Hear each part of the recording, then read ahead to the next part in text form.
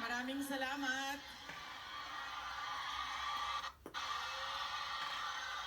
Magandang umaga sa inyong lahat. Maaari po siguro muna kayong maupo.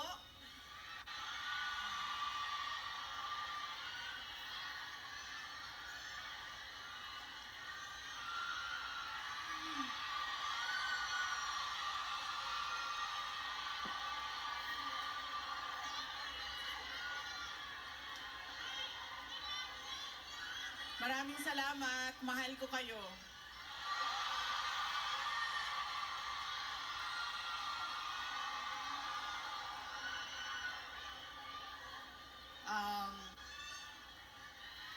Opo muna siguro para yung mga nasa likod makakita din.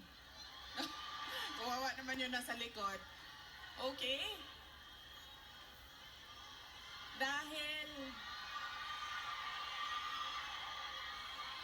Dahil kayo ay sumisigaw ng Duterte, suspended na kayo lahat bukas.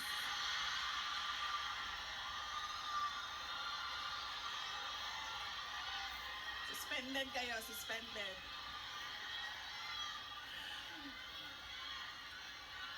Joke lang.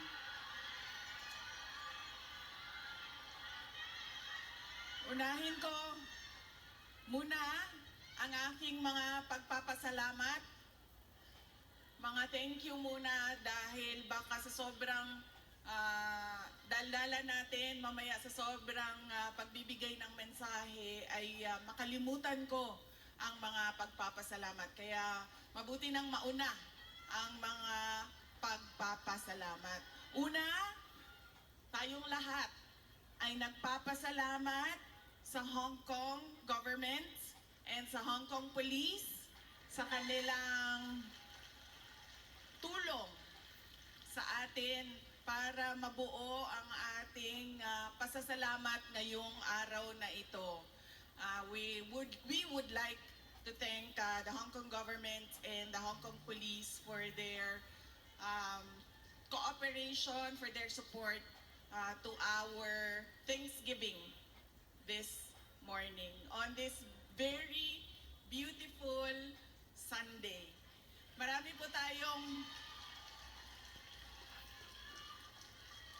tayong mga kababayan na nandoon sa labas at lahat ng mga first timer na nakakita sa akin.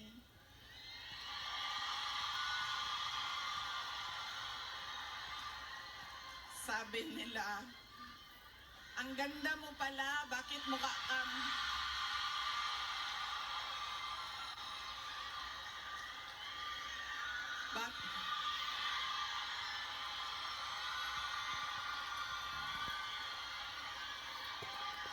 Ay, Macau! Hello! Maraming salamat! Okay. Sabi niya, ang ganda mo pala, bakit mukha kang...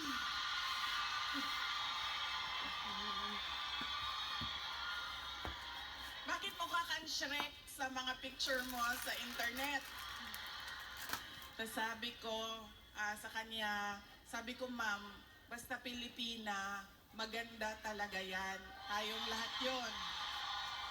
Now, hindi ko lang alam sa mga Pilipino, sa mga lalaki natin, pero sigurado ako sa mga Pilipina ay maganda. Dahil, ano ang ating proof o evidence sa buong mundo na maganda talaga ang Pilipina? Ilan ang Miss Universe natin? 4. 4 ang Miss Universe na winners ng Pilipinas. Kaya, ibig sabihin, global ang beauty ng Pilipina. Kaya, bago ang lahat, sabihin nyo sa lahat ng kaaway ninyo, Pilipina ako, maganda ako.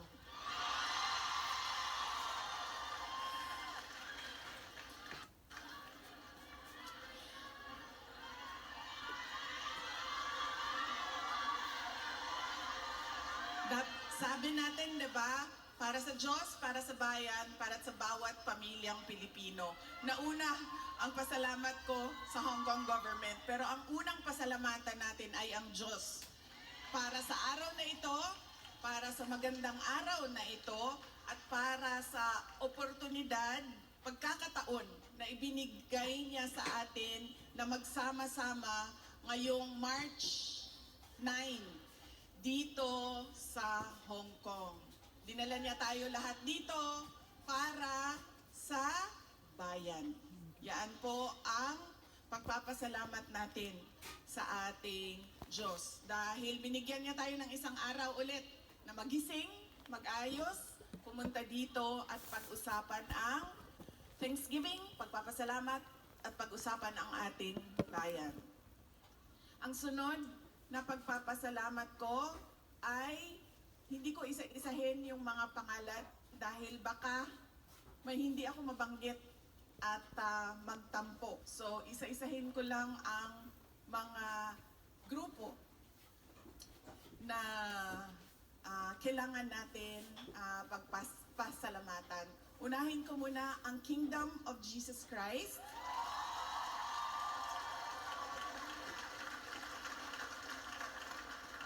Dahil sa kanilang pagod, luha at pawis para mabuo ang ating Thanksgiving ngayong umaga na ito. Ang sunod na kailangan natin pagpasalamatan kailangan ko pagpasalamatan ay kayong lahat mga kababayan namin, mga kababayan namin dito sa, ang iba galing pang Pilipinas, marami tayong mga bisita na galing Pilipinas, galing Hong Kong, galing Macau, meron pang galing sa China at merong galing Japan.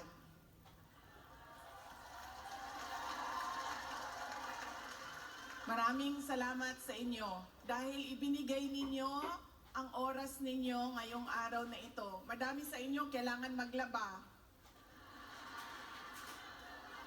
Kailangan magplansya. Yes, mag-day off, pero kailangan niyo laban yung damit ninyo. Kailangan ninyo magpa-parlor kasi, 'di ba?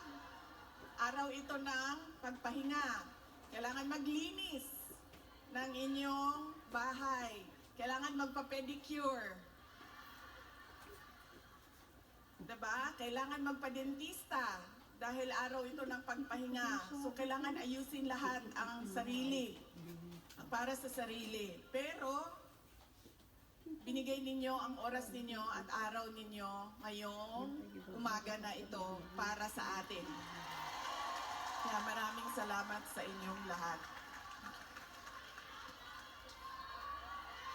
At alam nyo, kanina habang naglalakad ako, kasi malapit lang kami, so naglakad lang kami.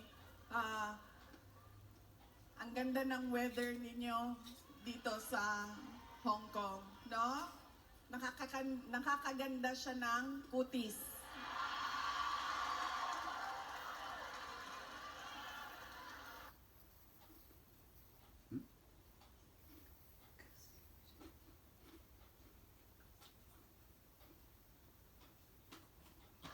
Anong sabi namin na nakatira sa Pilipinas at yung mga nakatira sa mga kababayan natin sa Middle East? Sana all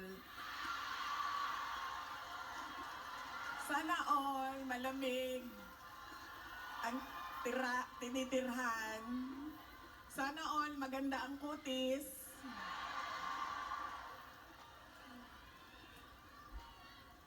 Kaya isa din yan sa dapat ninyong ipagpasalamat sa Diyos.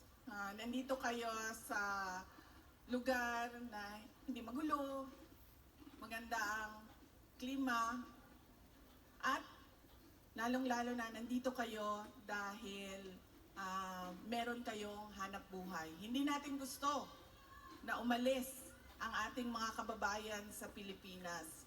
Pero marami sa atin, dahil walang oportunidad sa ating bayan, ay nakikipagsapalaran sa iba't ibang lugar sa mundo para sa inyong mga pamilya.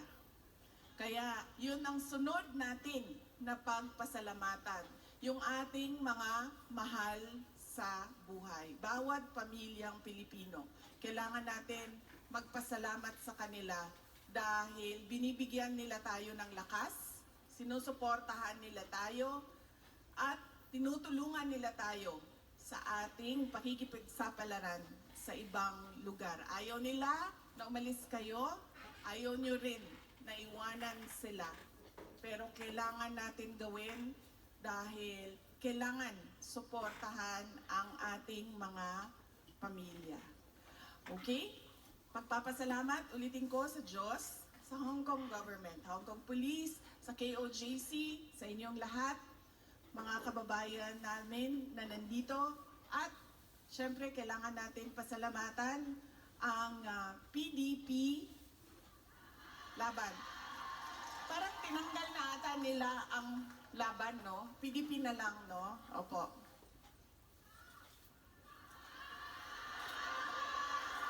Ha? Okay, suka.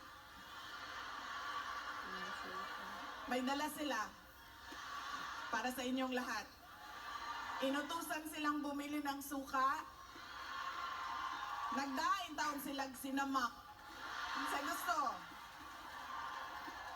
Nagdala po sila og pinakurat. Kinsa gusto. Okay. Bagay na sa lechon Macau og pinakurat. Kaganina bitaw naglakaw ko dito. Kana ganing ay, sorry. Kanina naglalakad ako doon. Yun bang nakabitay ng mga lechon Macau ba yan, no? Sa isip ko kanina. Sabi ko, kakain kaya muna ako. So sabi ko, ay hindi, picturean ko na lang muna. Andito sa aking cellphone yung roasted duck at yung roasted goose. Roasted goose. At, tikman ko nga yun. Balikan ko. Roasted goose at yung parang lechon Macau. Bagay sa suka.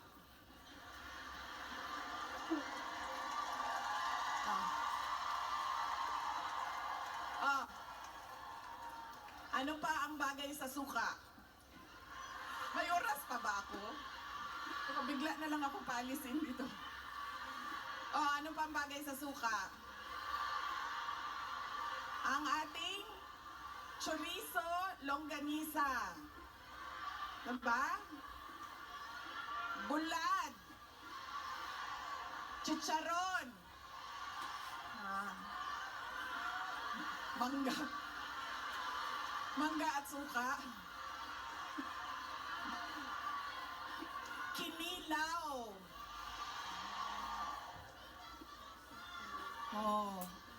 Bulad, galunggong. Yes. Diba?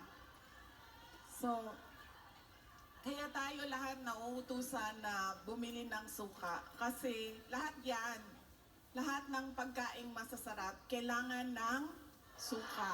Alam niyo, wala sa listahan ko yung speech na suka na yan. Actually, wala akong listahan ng speech ko dahil matagal ako kagabi nag-decide kung pupunta ako dito sa Thanksgiving.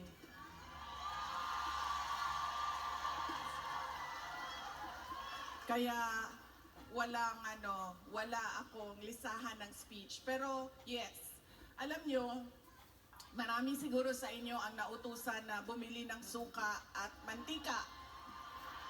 Mantika, suka, ganyan. Noong kayo ay bata pa. Opo. Pero sa amin kasi, sa bahay namin, nag-grocery kasi ang nanay ko. So lahat yung mga gamit sa kusina, binibili na ng nanay ko. Nautusan lang ako lagi doon sa kanto, sa tindahan, bumili ng Coke. Ng Coke.